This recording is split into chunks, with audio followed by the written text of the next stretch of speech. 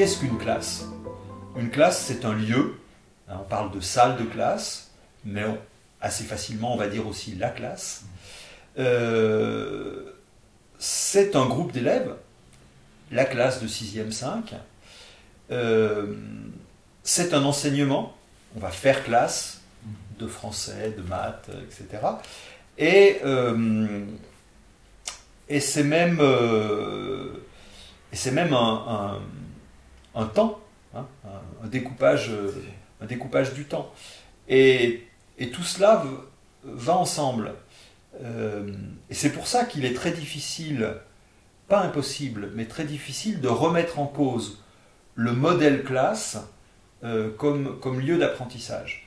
Parce que si on touche à un élément, on touche forcément aux trois autres. C'est-à-dire que si on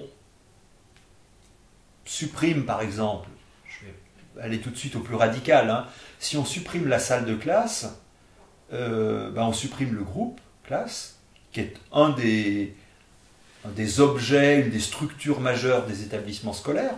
Hein, les établissements scolaires sont organisés en groupe classe. Mais on touche aussi au faire classe, hein, puisque ça va se dissoudre on ne sait où. Donc c'est très compliqué d'agir là-dessus. Et ce que je constate,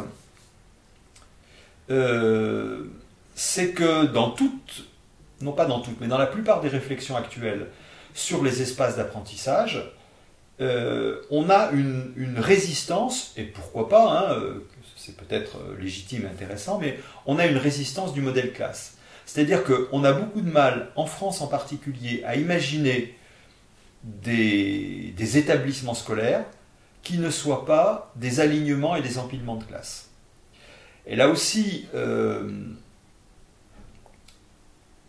il y a une forme de naturalisation. C'est-à-dire qu'on apprend dans des classes, c'est comme ça relève de l'évidence. Et là aussi, la déconstruction, elle peut être intéressante parce qu'on n'a pas toujours appris dans des classes et parce qu'on peut aussi apprendre autrement. C'est-à-dire que aller voir avant, dans l'histoire, comment les choses se passaient est intéressant, et puis aller voir ailleurs, dans d'autres pays, comment ça se passe est intéressant aussi. Parce qu'en réalité, ce modèle classe qui est efficace, hein, et duquel on est incapable de sortir aujourd'hui dans la prospective et dans les projets d'aménagement, de réaménagement ou de construction d'établissements scolaires en France, il peut être discuté. Alors discuté de manière radicale, et je pense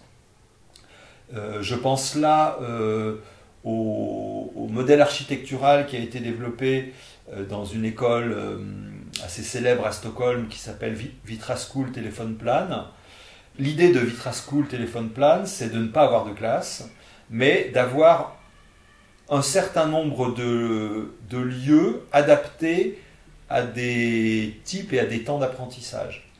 Ce qui nous ramène un petit peu à la classe flexible. C'est-à-dire que plutôt que d'avoir une classe flexible, on va avoir plusieurs lieux d'apprentissage entre lesquels les élèves vont circuler en fonction de l'activité d'apprentissage. Alors ces différents lieux, c'est d'une part l'amphithéâtre, hein, situation de transmission, mais aussi lieu de spectacle. On va pouvoir voir des films, des représentations théâtrales ou autres. C'est la salle où on va pouvoir débattre.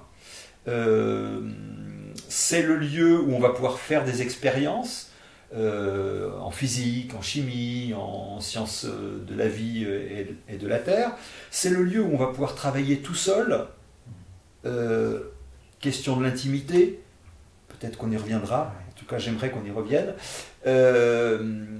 Voilà, donc différents types de lieux. Ça c'est radical, parce qu'il n'y a plus de classe. Et puis il y a des intermédiaires, hein, et c'est notamment ce que j'ai découvert lorsque j'ai fait ce travail de terrain à l'école Amorim Lima à São Paulo, c'est qu'il y a des classes pour un certain type d'enseignement, 2 ou 3 disciplines scolaires qui sont enseignées dans des classes, et d'autres types d'espaces pour tout le reste.